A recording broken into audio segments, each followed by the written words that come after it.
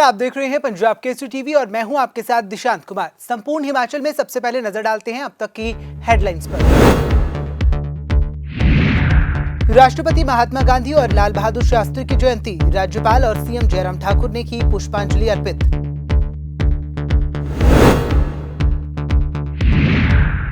कांग्रेस कार्यकर्ताओं ने महात्मा गांधी व लाल बहादुर शास्त्री को किया नमन। विधायक सुंदर सिंह ठाकुर ने दी श्रद्धांजलि, पुष्प किए अर्पित।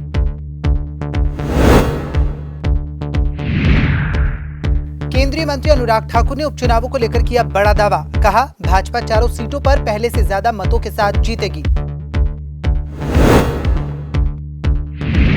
उपचुनावों को लेकर कांग्रेस चुनाव समिति की बैठक, आलाकमान पर छोड़ा उम्मीदवारों का फैसला।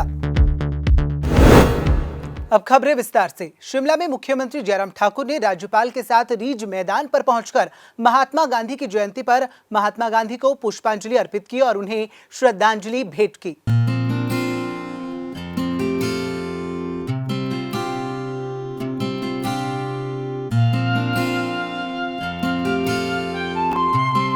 राष्ट्रपिता महात्मा गांधी और लाल बहादुर शास्त्री की जयंती पर हिमाचल प्रदेश के राज्यपाल राजेंद्र विश्वनाथ, मुख्यमंत्री जयराम ठाकुर, भाजपा प्रदेश अध्यक्ष सुरेश कश्यप ने रिज मैदान पर स्थापित महात्मा गांधी की प्रतिमा पर पुष्पांजलि अर्पित की, जिसके बाद भारत के पूर्व प्रधानमंत्री लाल बहादुर शास्त्री की जयंती पर डीसी ऑफिस स्थित प्रतिमा पर पुष्पांजलि अर्पित की गई। इस मौके पर राज्यपाल राजेंद्र विश्वनाथ ने कहा कि राष्ट्रपिता का जीवन हम सबके लिए एक संदेश है। उन्होंने भारत माता के प्रति अपना पूरा जीवन समर्पण कर दिया था। हम सबको उनकी जीवनी पढ़नी चाहिए। उनका जीवन ही संदेश है और हम क्या बोल सकते हैं। इतनी महान विभूति का जीवन जो है उसको अगर हम पढ़ने का आग्रह करें, संकल्प करें आज के दिन, वहीं से हमको संदेश मिलता रहेगा। उनका जीवन सादगी पूर्ण था और पूरे देश के प्रति निष्ठावान तरह के उनको समर्पित करके उन्होंने अपने पूरा जीवन दे दिया है। और इस आज़ादी के 75वें वर्ष में मुझे लगता है उनके इस सादगी और भारत माता के प्रति समर्पण भाव, इसको हमने अगर संजोए रखा, उसको हमने अगर अपनाया, वही मुझे लगता है अपने सब लोगों के लिए, सब हिमाचल प्रदेश वासियों के लिए वही उनका जीवन संदेश रहेगा। वहीं मुख्यमंत्री जयराम ठाकुर ने कहा कि भारत की दो विभूतियों का जन्मदिन एक साथ होना हमारे लिए सौभाग्य की बात है। उन्होंने कहा कि महात्मा गांधी के जीवन से हम सबको बहुत कुछ सीखने को मिलता है। उनके जीवन से नई पीढ़ी को भी सीख लेनी चाहिए। देखिए, हमने आज का कार्यक्रम बहुत भव्य कार्यक्रम हमने प्लान किया था और जिसमें गांधी जी के जीवन से संबंधित बहुत सारी शिमला की उनकी यात्रा और शिमला के संदर्भ में जिन लोगों से उनका मिलना हुआ उसके बारे में, और उसके साथ साथ में एक बहुत बड़ा इवेंट हमने आज रखा था, लेकिन कोड ऑफ कंडक्ट लगने की वजह से हम उस कार्यक्रम को अब नहीं कर पा रहे हैं। वो एक स्थिति आई है।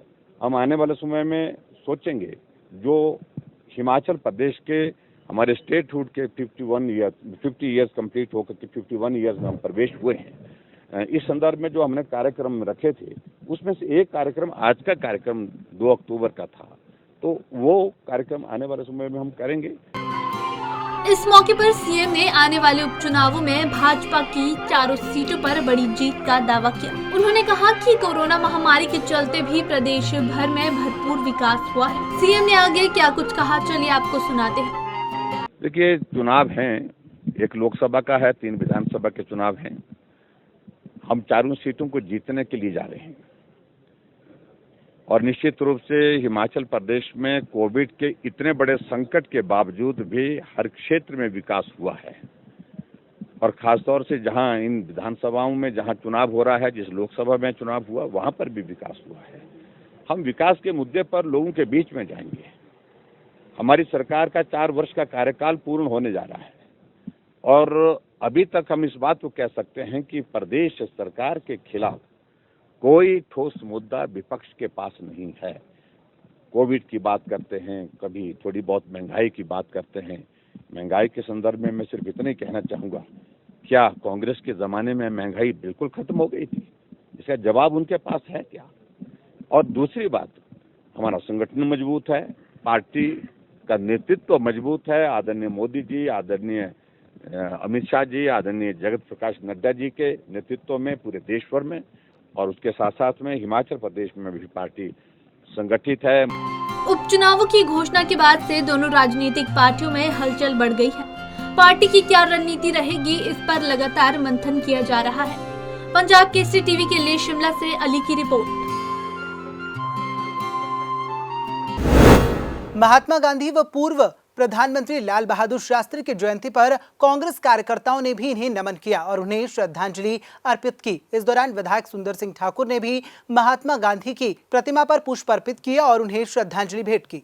भारत में राष्ट्रपिता के नाम से मशहूर महात्मा गांधी व पूर्व प्रधानमंत्री लाल बहादुर शास्त्री की जयंती कुल्लू में भी मनाई गयी। जिला कुल्लू के मुख्यालय ढालपुर में कांग्रेस पार्टी के कार्यालय में कुल्लू विधानसभा कमेटी के द्वारा श्रद्धांजलि कार्यक्रम का आयोजन किया गया और कार्यक्रम में महात्मा गांधी के द्वारा दिखाए गए रास्ते पर चलने का प्रण भी लिया गया। महात्मा गांधी की जयंती के अवसर पर पूर्व सदर के विधायक सुंदर सिंह ठाकुर भी विशेष रूप से उपस्थित रहे। इस दौरान कांग्रेस कार्यकर्ताओं ने महात्मा गांधी व लाल बहादुर शास्त्री के चित्र पर पुष्पांजलि अर्पित की और सत्य व समाज सेवा की राह पर चलने का संकल्प लिया।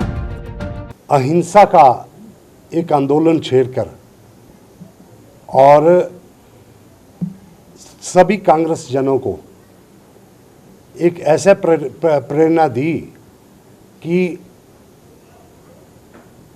जो ब्रिटिश राज को उनके सामने घुटने टेकने पड़े और समाज को एकजुट रखने के लिए उन्होंने जो जो शिक्षा दी है, उनका ये मानना था कि भारत की आज़ादी किसी भी काम की नहीं है जब तक कि हमारे समाज में जो है ये वर्गीकरण है और यहाँ पे जो आपसी भेदभाव है, यही वजह थी उन्होंने समाज को जोड़े रखने के लिए जो है सभी को, सभी धर्मों को एक होने की बात कही।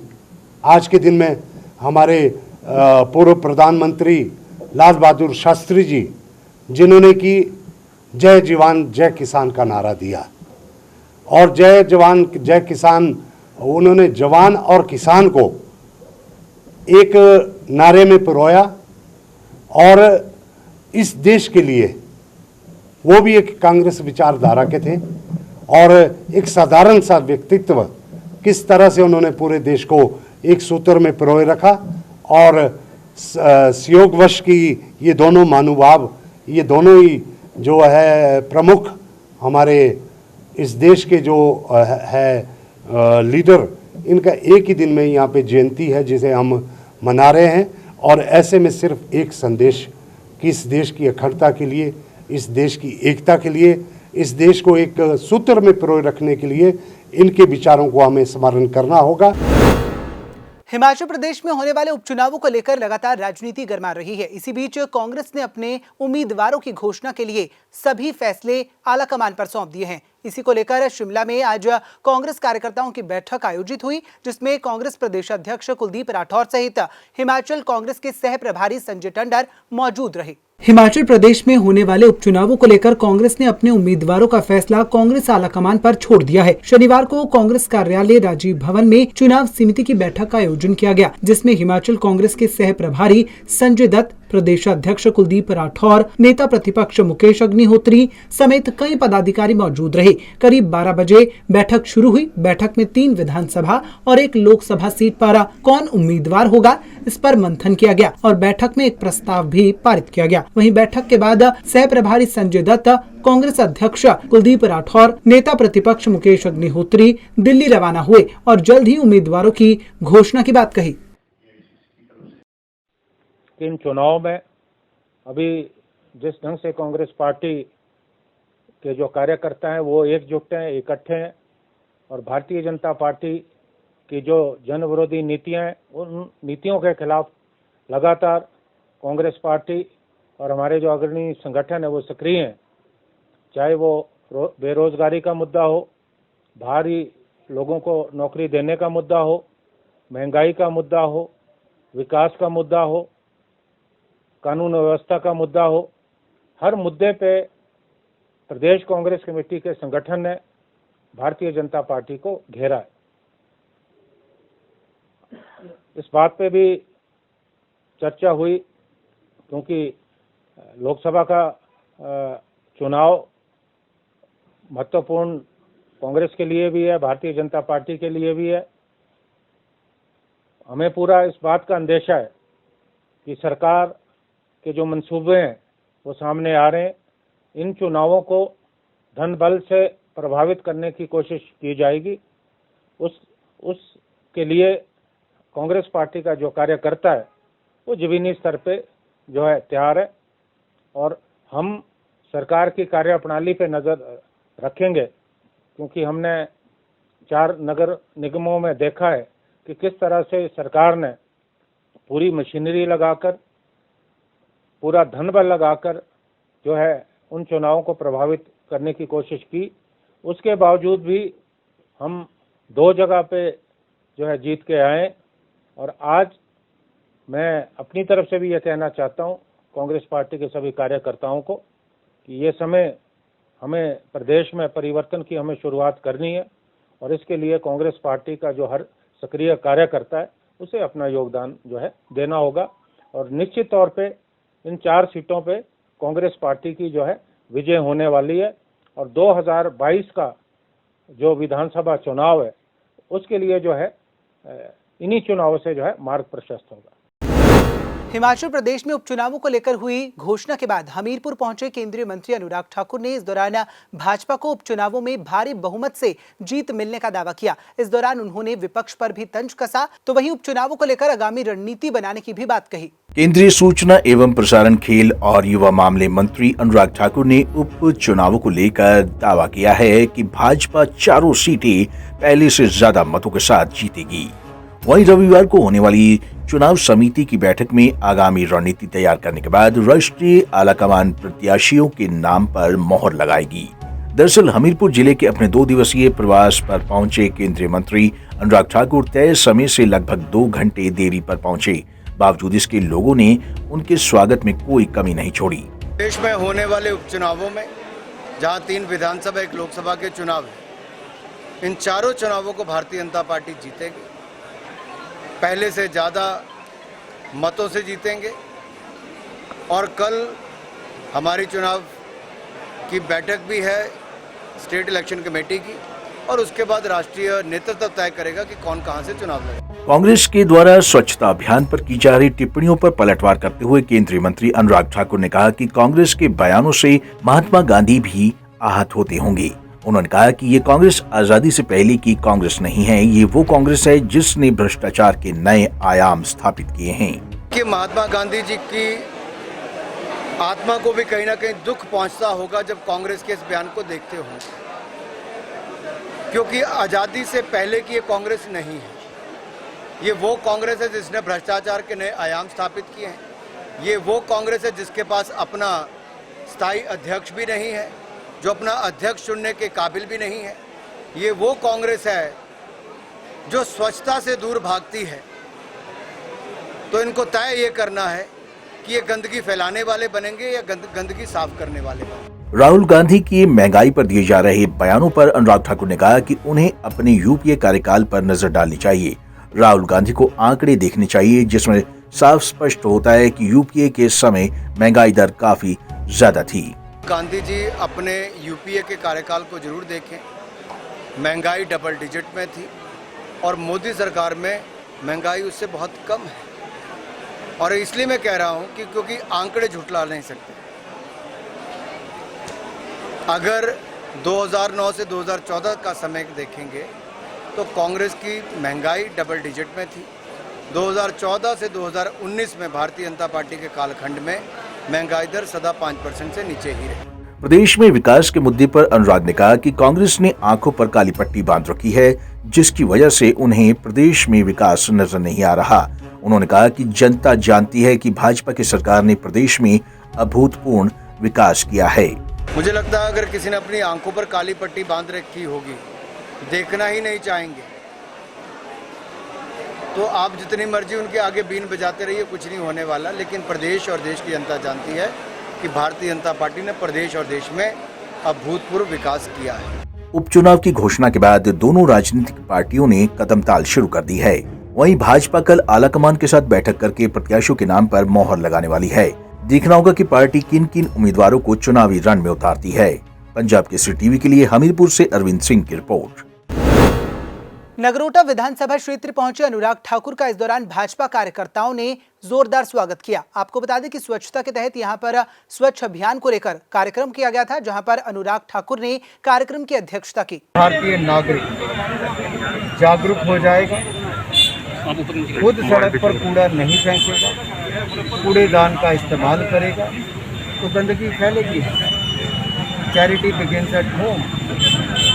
हर व्यक्ति ये तैयारी करे कि अगली बार से टॉफी भी खाएगा तो सड़क पर नहीं लाके फेंकेगा, चॉकलेट खाएगा तो नहीं फेंकेगा, पानी की बोतल पिएगा तो उसको नहीं फेंकेगा। दिक्कत ये है कि लोग अपना घर साफ रखना चाहते हैं लेकिन अपना देश नहीं। अगर वो अपना देश साफ रखना चाहेंगे, अपना इलाका साफ रखना चाहेंगे तो भारत अपने आप स्वच्छ हो जाएगा। एक और जागरूकता अभियान करना है कि लोग गंदगी ना फैलाएं। दूसरी ओर गंदगी को साफ करके स्वच्छता अभियान को बल देना है ताकि गंदगी को दूर करके स्वच्छ भारत का निर्माण हो। तीनों विधानसभा और एक लोकसभा चुनाव चारों के चारों भारतीय जनता पार्टी पहले से ज्यादा बहुमत से। शिमला की कच्ची घाटी में अभी भी खतरा बरकरार है। आपको बता दें कि शिमला की कच्ची घाटी में पिछले दिनों 8 मंजिला मकान ढह गया था, जिसके बाद प्रशासन अलर्ट हो गया है। वहीं प्रशासन द्वारा अब लगातार वहां से मकानों को खाली करवाया जा रहा है।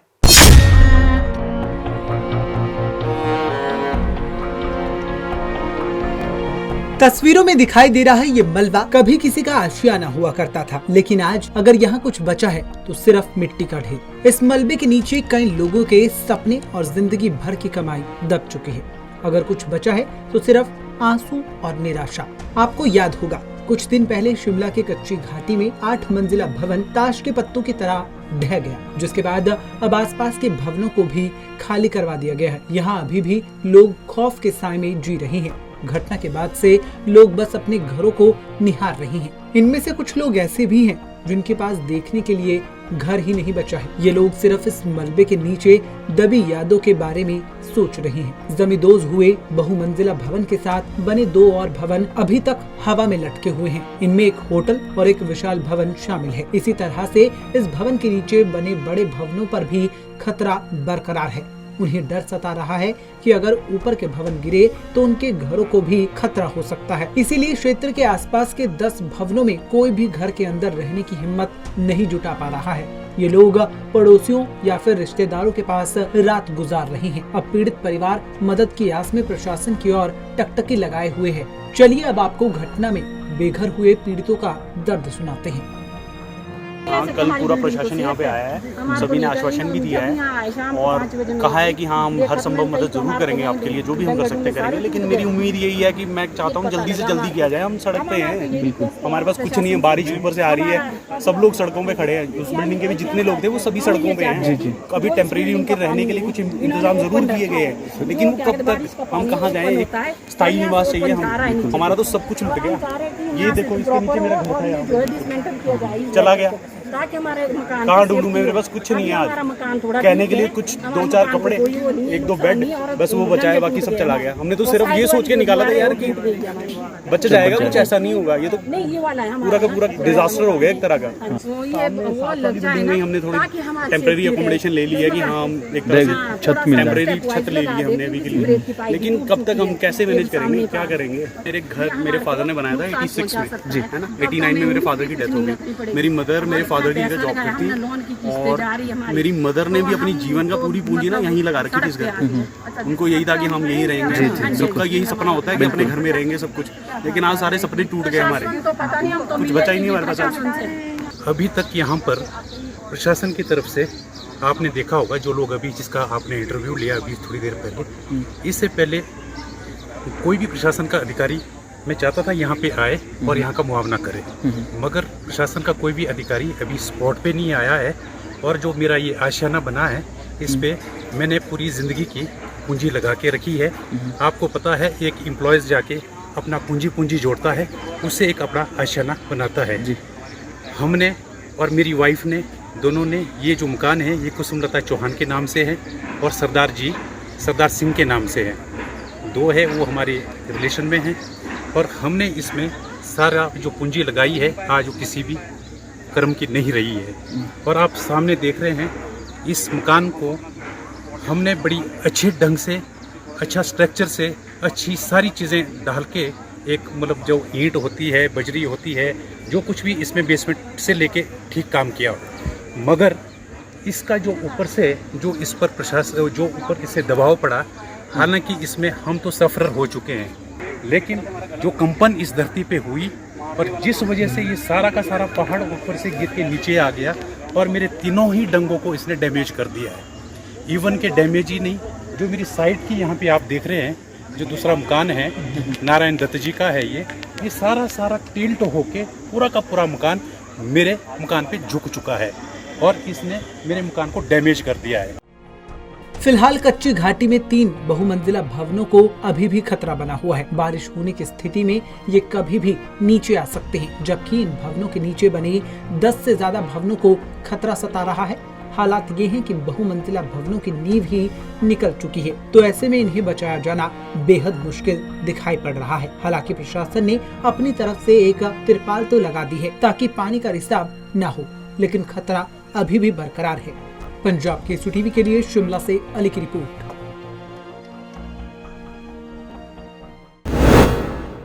जिला बिलासपुर की झंडुता उपमंडल में एक दिल दहला देने वाला मामला सामने आया है, जहां पर एक कलयुगी मां ने अपने नवजात बच्चे को एक कपड़े में लपेटकर खेतों में फेंक दिया, जिसके बाद वह मौके से फरार हो गई। तो वहीं सूचना मिलने के बाद पुलिस ने मामला दर्ज कर जांच कार्रवाई शुरू कर दी है। कहते हैं मां ममता की मूरत होती है। मां अपने बच्चों के जीवन की रक्षा के लिए किसी भी हद तक जा सकती है, लेकिन जिला बिलासपुर के झंडुता उपमंडल की ग्राम पंचायत घंडीर के गांव में दिल दहला देने वाला मामला सामने आया है, जहां एक कलयुगी मां ने अपने नवजात शिशु को खेतों से नीचे झाड़ियों में छोड़कर फरार हो गई। इस घटना से मां की ममता तो शर्मसार हुई, वहीं क्षेत्र में लोगों ने इस घटना को अंजाम देने वाली महिला के खिलाफ सख्त कार्रवाई करने की मांग भी की है। उल्लेखनीय है कि शनिवार सुबह घंडीर निवासी लेखराम अपने खेतों में गोबर फेंकने गया, तो उसे कुछ ही दूरी पर झाड़ियों से कुछ अजीब सी चिल्लाने की आवाज आई। हालांकि लेखराम अजीब सी आवाज को सुनकर घबरा गया, लेकिन हिम्मत करके जब वह वहां पहुंचा तो उसने देखा कि एक नीले कपड़े में खून से लथपथ नवजात शिशु पड़ा हुआ था। उन्होंने इसकी जानकारी पंचायत प्रधान नीलम कुमारी को दी। पंचायत प्रधान ने उक्त स्थान पर पहुंचकर एम्बुलेंस को बुलाया और नवजात शिशु को सामुदायिक स्वास्थ्य केंद्र बरठी भेजने के साथ ही पुलिस थाना तलाई को सूचना दी। जब इस संदर्भ में पुलिस उपमंडलाधिकारी अनिल ठाकुर से संपर्क किया गया तो उन्होंने पुष्टि करते हुए कहा कि घंडीर गांव में झाड़ियों में एक नवजात शिशु मिला है। पुलिस ने अज्ञात महिला के खिलाफ धारा 317 के तहत मामला दर्ज कर मामले में छानबीन शुरू कर दी है। एनएसयूआई ने हिमाचल प्रदेश में विभिन्न छात्रों की मांगों को दबाने को लेकर विश्वविद्यालय प्रबंधन पर आरोप लगाया है। एनएसयूआई ने इस दौरान छात्रों की मांगों को जल्द से जल्द पूरा करने के लिए विश्वविद्यालय प्रबंधन को चेतावनी दी है। वहीं मांगे पूरी न होने पर आंदोलन करने की भी बात कही गई है। हिमाचल प्रदेश के विभिन्न कॉलेजों में पढ़ रही छात्रों की आवाजों को विश्वविद्यालय प्रबंधन के द्वारा दबाया जा रहा है। वहीं छात्र दलों के साथ भी विश्वविद्यालय प्रबंधन के द्वारा भेदभाव किया जा रहा है। एनएसयूआई इस मुद्दे को लेकर आगामी दिनों में भी अपने आंदोलन की रूपरेखा तैयार करेगी। ये बात तो जिला कुल्लू के मुख्यालय ढालपुर पहुंचे एनएसयूआई सोशल मीडिया के राष्ट्रीय सह संयोजक अजीत शर्मा ने कही। उन्होंने कहा कि प्रदेश में हजारों छात्र वोकेशनल की पढ़ाई कर रहे हैं और अब उन छात्रों का भविष्य भी खतरे में है। विश्वविद्यालय प्रबंधन व शिक्षा विभाग उनकी ओर कोई ध्यान नहीं दे रहा है, जिसके चलते उनका एक साल खराब हो रहा है। अजीत शर्मा ने कहा कि एनएसयूआई ने इस मुद्दे को लेकर जब धरना प्रदर्शन किया तो विश्वविद्यालय प्रबंधन द्वारा उन पर मामला दर्ज करवा दिया गया, जबकि वे शांतिपूर्वक तरीके से प्रदर्शन कर रहे थे। इसी के साथ ही उन्होंने बाकी अन्य छात्र संगठनों द्वारा हुड़दंग बचाए जाने पर किसी भी तरह की कोई कार्रवाई नहीं करने की बात कही। उन्होंने कहा कि इससे साफ होता है कि विश्वविद्यालय प्रबंधन छात्र दलों के साथ भी भेदभाव कर रहा है।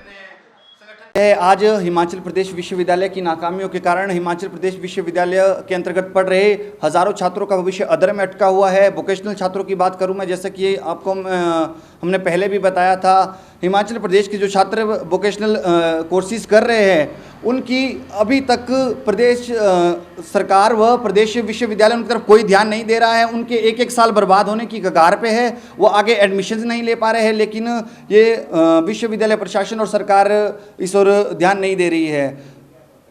और एनएसयूआई के द्वारा हमने हिमाचल प्रदेश के मुख्यमंत्री जयराम ठाकुर जी के समक्ष भी छात्रों की जो ये बात को रखा था और इसके साथ ही साथ हिमाचल प्रदेश के शिक्षा मंत्री गोविंद ठाकुर जी के साथ भी इन छात्रों की बात को रखा था। लेकिन कहीं ना कहीं हम देखते हैं आज हिमाचल प्रदेश का मुख्यमंत्री हो, चाहे वो हिमाचल प्रदेश में बैठा कुलपति हो, वो कहीं छात्रों की आवाज़ को दबाने की कोशिश कर रहा है। जैसा कि आप देख रहे हैं, एनएसयूआई ने अभी हाल ही में कुछ दिन पहले जब हिमाचल प्रदेश विश्वविद्यालय में छात्रों के तमाम मुद्दों को लेकर विरोध प्रदर्शन किया था, उसमें हिमाचल प्रदेश एनएसयूआई के तकरीबन 6-7 कार्यकर्ताओं के खिलाफ विश्वविद्यालय प्रशासन के कुलपति ने मुकदमा दर्ज कर दिया गया है। और दूसरी तरफ हम देखते हैं हिमाचल प्रदेश विश्वविद्यालय में कुछ अन्य छात्र संगठन वायलेंस फैलाने का काम कर रहे हैं। एनएसयूआई हमेशा से